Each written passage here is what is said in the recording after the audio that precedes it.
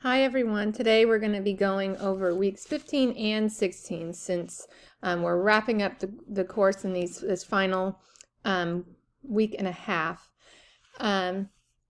So we're still just focusing on that portfolio. So for Monday, by the end of the day, you're going to be turning in your portfolio check 2. So what you want to make sure you do is looking over the comments you got on portfolio check 1, make revisions that you need to make. And then for portfolio check 2, you are writing another reflection, this time on myself as a writer. And that one should be 500 words as well. And this time, instead of adding our examples of our work to the appendix, we're going to add those artifacts as screenshots instead. So this is another way that we incorporate work into portfolios, and I'm having you practice both in this portfolio. So now we're going to be focusing on incorporating one screenshot for each of the 3 questions that you choose to answer in this section. So you want to, if we go to the portfolio assignment here.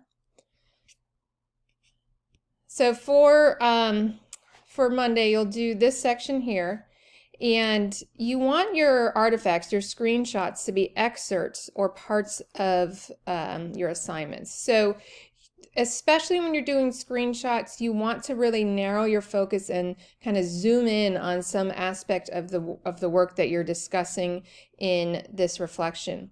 So for each of you, you're picking 3 of these 8 topics to respond to and embedding your screenshot within the response. So one screenshot per response for a total of 3. Another tip I have for you for this section is try to explain maybe even more than you think you need to how the screenshot relates to your response to each of these, whichever questions you're choosing. So don't expect a reader to just understand the connection that you think is obvious between what your screenshot has to do with what you're saying in response to the question. Instead, make that really explicit. Remember that your audience is not just people in this class, but a broader audience that may not see that connection that you see in your head, okay? And then finally, you are going to write the conclusion, and then the last thing is the introduction, which you'll do. So I always suggest people write the introduction first, because introduction is meant to encompass everything that's coming up in the document, and you don't really know what that is until you've done the entire document. So it's a good practice to hold off on these types of introductions and write them last. Okay, so you'll submit that to me in the same way that you did before.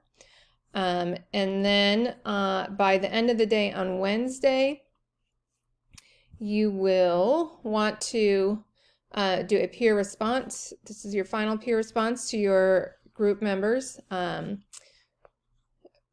portfolio. Okay, so please answer these questions here on each of those sections. And then for Friday, so I'm asking you, if you haven't already, to do the course evaluations.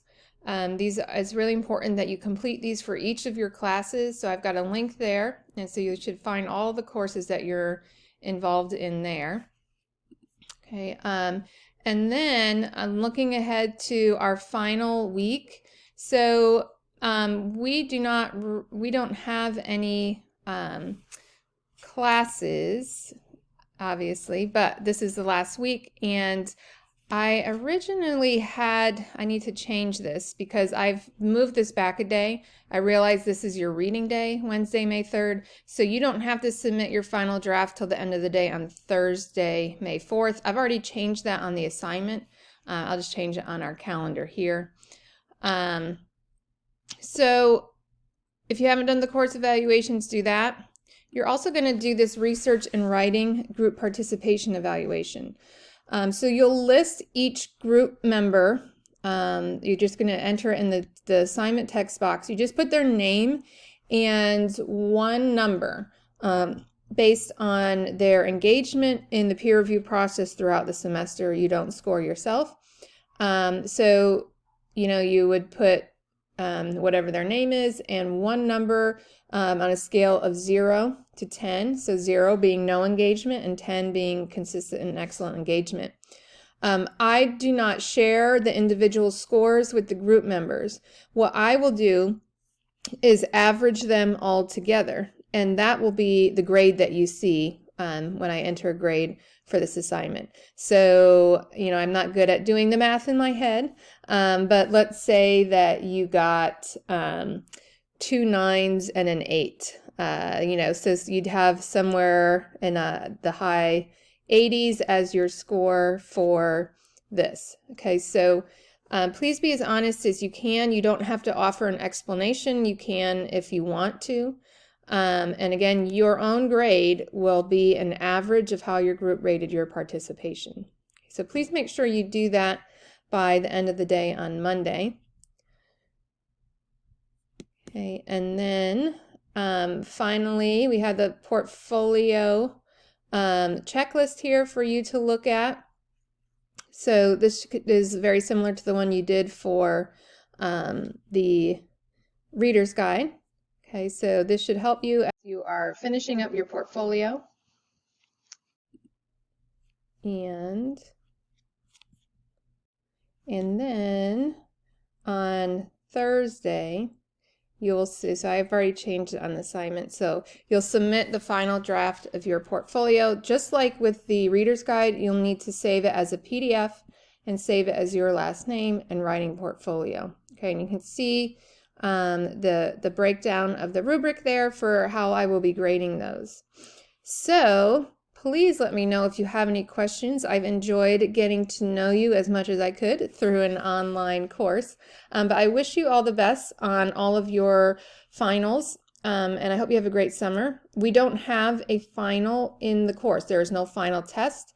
The portfolio acts as your final in the class. Okay, so best of luck, and I've enjoyed having you in class. Bye.